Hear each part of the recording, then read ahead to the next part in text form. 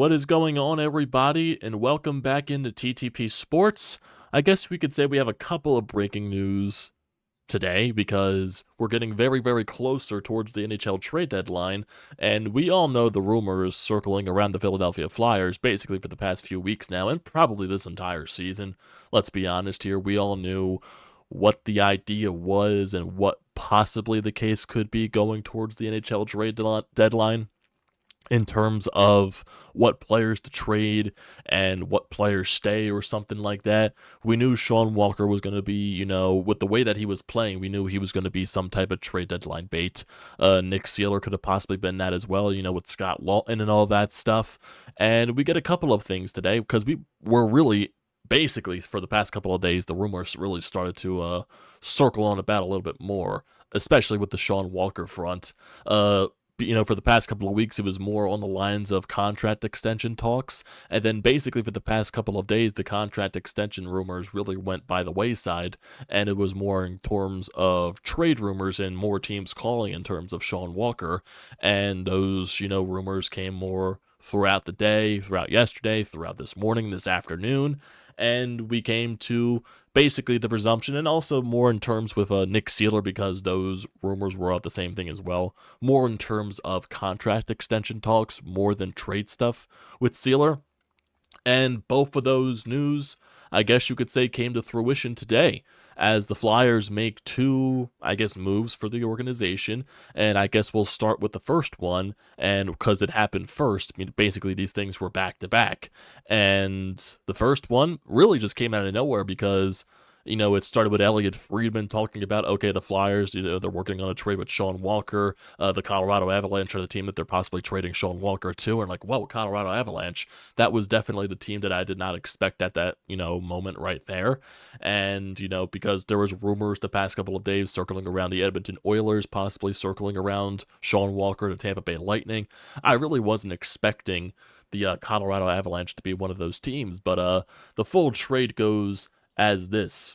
As the little details came on throughout the hours and all that. I wouldn't even say the hours, throughout the minutes, because we were trying to figure out what the full details were, what the full pieces were.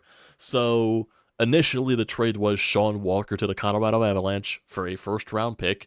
In totality, we did not know what that first-round pick was, but at face value, that is a really good trade in return for Danny Briere and the Philadelphia Flyers. You got the asset that you were looking for in a Sean Walker type of trade, and that was getting a first-round pick. And then more of the pieces in this trade started to get revealed. So the full trade is laid out like this. So the Flyers, they send Sean Walker in a 2026 fifth-round pick to the Colorado Avalanche for a conditional 2025 first-round pick in Ryan Johansson. Ryan Johansson, basically a cap dump. Danny Briere has said this multiple times on multiple occasions that they were willing to take on a bad contract and bad salary if that meant getting better assets in return. And Johansson is basically that piece. And then immediately the Flyers, just with a snap of the fingers, they put Johansson on waivers. And for Ryan Johansson, he's washed. He's getting up. I wouldn't say he's getting up there in age, but he is in his early to mid 30s. Definitely not the same player he once was with the Nashville Predators. And his cap hit in terms of everything, he is technically on his contract. He's making $8 million per season. But when Nashville traded him to Colorado, Nashville retained 50% of it, so technically he is making $4 million on the cap. So maybe the Flyers are just taking a risk, and they're putting him on waivers, seeing if the team is desperate enough just to claim a center for free off the market. So if that's the case, if he doesn't get claimed or anything, he goes down and play in the AHL. And I do believe Ryan Johansson has one more year left on his contract after this season, so it definitely isn't the worst thing in the world. So if maybe they just waive him or they just buy him out or something like that, because the cap hit won't be that big for that type of buyout for the money that he's making. So overall, and for the first round pick, it's top 10 protected with the Colorado Avalanche. So if per se somehow the Colorado Avalanche have a terrible season next year and they end up in the draft lottery in the top 10, the pick slides to 2026 unprotected for unprotected in whatever stage that pick ends up in. So overall, face value, great trade for Danny Briere. It definitely is a really good move. And there's also been a ton of other rumors that have been circling around because there's been so many talks like going on with this Sean Walker trade, because even some Montreal reporters got into the mix there, even some Ottawa reporters. I'm trying to find the piece right here. Yeah, this was from one of them was from Elliot Friedman on, I believe this was on 32 Thoughts, or this was on, okay, this was on the radio on Sportsnet. And then there was also one of the, I believe it was an Ottawa Senators beat reporter. So I do want to bring this up. This is from Elliot Friedman on the on Sportsnet, I believe. And so the quote goes here: I think there are some connections to Philly, and this is specifically, this is how it starts. This is about Jakob Chychrun, who plays currently for the Ottawa Senators. So I think there are some connections to Philly. Obviously, his dad played there, but I think there are some people in the Flyers organization that know him a little bit. There's something interesting going on here. I wonder if Chychrun can be on the Flyers' radar. So that is very interesting. And then also an Ottawa Senators beat reporter. This goes to Bruce Garrioch. He is a Ottawa Senators beat reporter for TSN. And depending on the return the Flyers get in the Sean Walker deal, led to believe they are among the teams that have reached out to the Ottawa Senators regarding Jakob Chychrun. So that is very interesting. I'm not sure in terms of Jakob Chychrun if that could be a trade deadline thing or that's more of an off-season type of trade. I'm not sure on that case. He definitely would not be classified as a rental. I do believe he has a year or two left on his contract, and I believe he still qualifies as an RFA, if I'm not mistaken. If I look up Jakob Chychrun's contract and just look up everything here. So if I look at his contract on Cap Friendly, and just to see how many more years he does have left on that contract, he does, let's see. Okay, he would be a UFA after this contract, but he does have one more season after this with a modified no trade clause. So that definitely is interesting. His cap hit is $4.6 million per season, and currently he is 25 years old. So very young defenseman still, basically still not even in his prime. And last year definitely was a big player on the trade market, just because in terms of, what Arizona's selling and all that stuff. Ottawa, I believe, paid a couple of draft picks to acquire Chychrun. I believe it was a conditional first-round pick and conditional second-round pick and a second-round pick. So it was 2 conditional picks and a second-round pick. So they gave up 3 picks in total to get Jakob Chychrun. So I would firmly believe the Flyers have plenty of assets to go out and acquire Chychrun. They got 8 draft picks in the first 2 rounds combined this year and next year's draft. So Danny Briere can definitely whip something up in terms of off-season trade deadline trade, or even a draft day trade in terms to acquire Jakob Chychrun, because I do believe if you add that to the Flyers blue line, that could be a huge, chip for your future, and especially when you're trying to mold and build a very young defensive core, Jakob Chychrun definitely molds into that timeline that the Flyers are trying to, build for and trying to mold this future around, especially with the blue line, because Keith Jones said that was a priority. They want to build from the blue line up. And yes, Jakob Chychrun would be a very huge piece in terms of that aspect. So yeah, if Danny Briere can find a way to swing and get a Jakob Chychrun from the Ottawa Senators, that would be huge. That would be very huge. And I think he would be the perfect defensive partner for, say, Jamie Drysdale. Jakob Chychrun, more defensive-minded, has a very heavy slap shot, very heavy shot in general. And for a Jamie Drysdale, who is more offensive-minded, offensively gifted, can carry the puck, create plays with his creativity, definitely would have a partner there in Jakob Chychrun, who he can rely on to be that defensive responsible player, to where if Drysdale pitches up in a play or something like that, he's got a guy on the other side of the ice that'll, help him out there on the defensive side. So I think that would be the perfect partner in terms of for Jamie Drysdale, and that would be a huge boost and a huge youth boost to this blue line. And I still do think that Danny Briere has a lot of other moves up his sleeve in terms of the offseason. There's a lot of rumors circling around Rasmus Ristolainen possibly being out of here during the offseason or something like that, so maybe Danny Briere can find a way to make a trade in that aspect.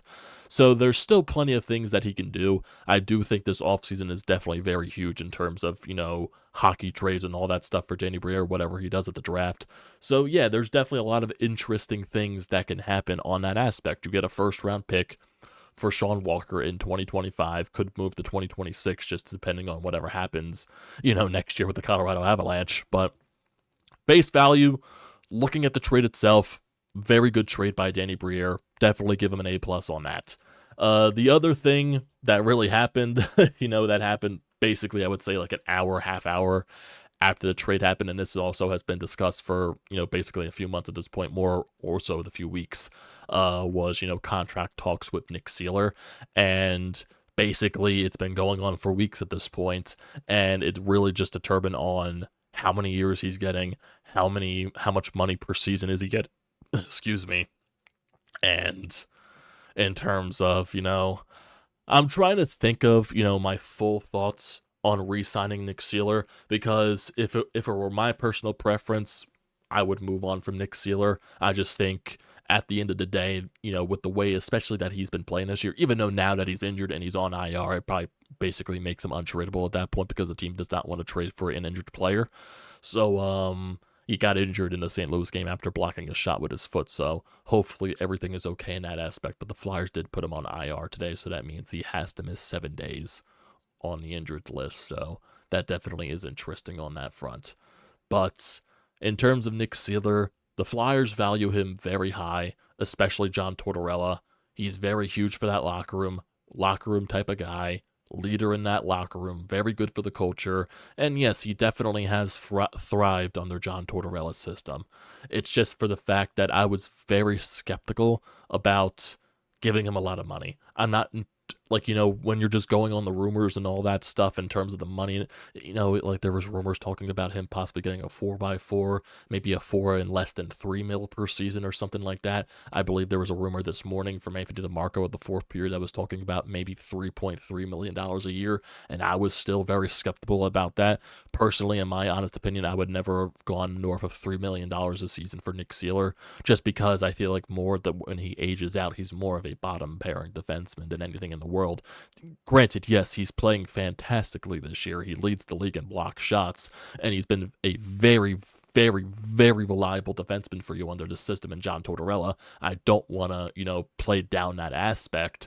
But yes, the majority of Nick Seeler's career, he has been a bottom pairing defenseman or a seventh defenseman, and he is definitely thriving right now. And yes, I think over the past couple of years, he's taken, some league minimum contracts to stay with the Flyers, but basically signing for cheap money. And yes, he has been playing a lot better this year, and the player does deserve the right to ask for a pay raise. So overall, with this contract, Flyers extend Nick Seeler. So I believe it was from Darren Dreger. So Flyers, they officially extended Nick Seeler for a 4-year contract at $2.7 million annually.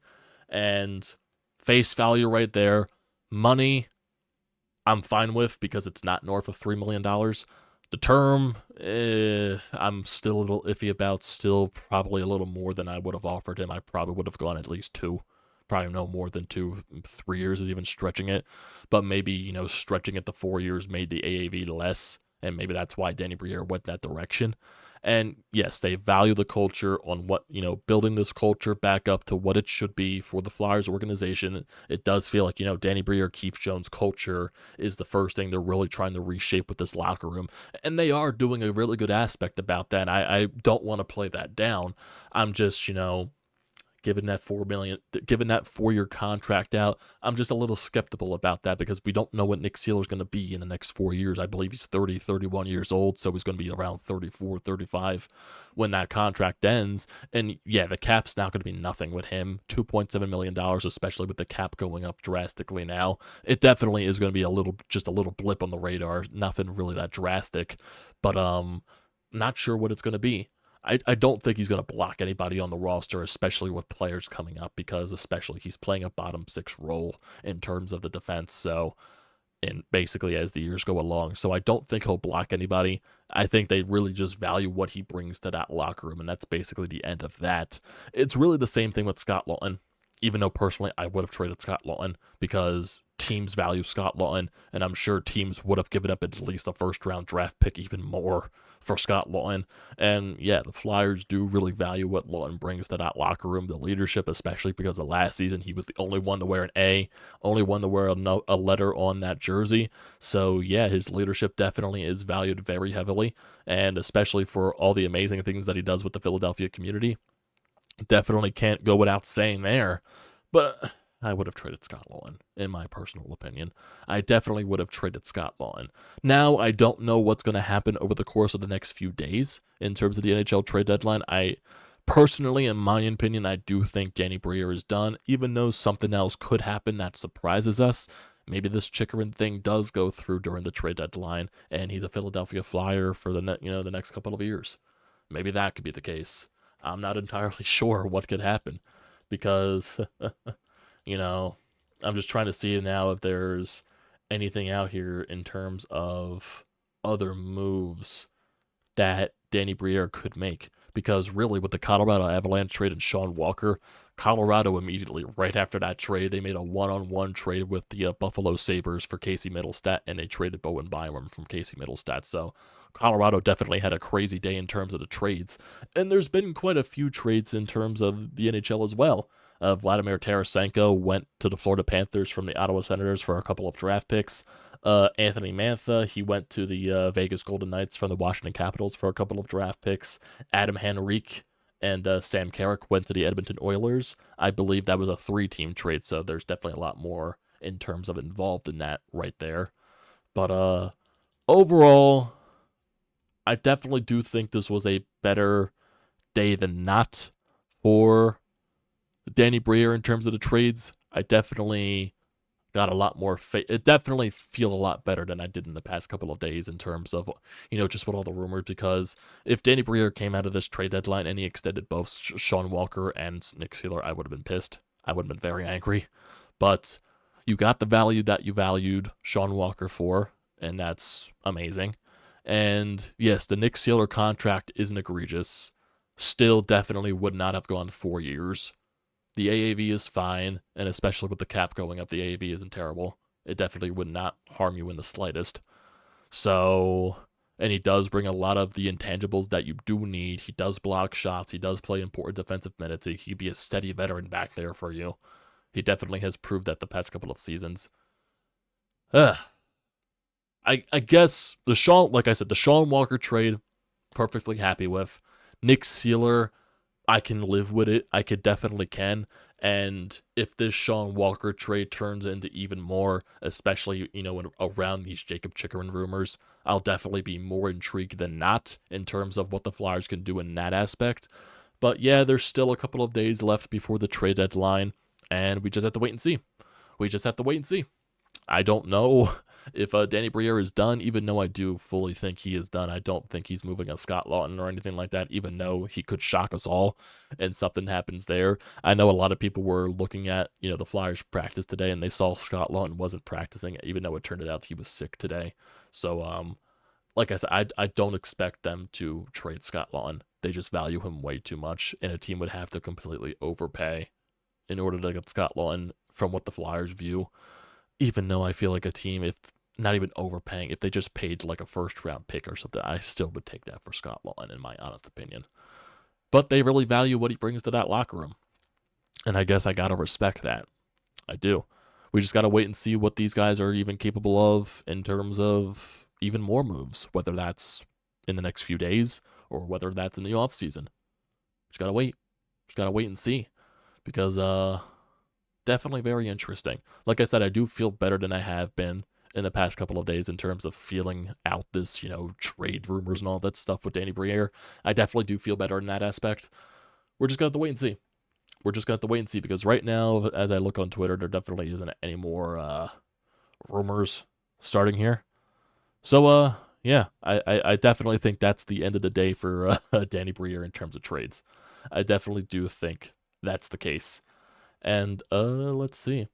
In terms of anything else, no more other trades, no more rumors around the NHL. I'm sure trade deadline day will definitely be a little bit more in bearing of the trades. So maybe we can have a discussion if, say, Danny Briere makes another trade or something like that. We could definitely talk about that. But we do have a voicemail here from the Anytime Hotline. You can leave those at 215-839-9885. Your thoughts and opinions. We got a call here from Sean. Let's see what Sean has to say about reacting to the Sean Walker trade. I don't think he left this call during this Nick Seeler signing, so I think this is more in terms of Sean Walker. So regardless, let's see what Sean has to say. Let me get this up here.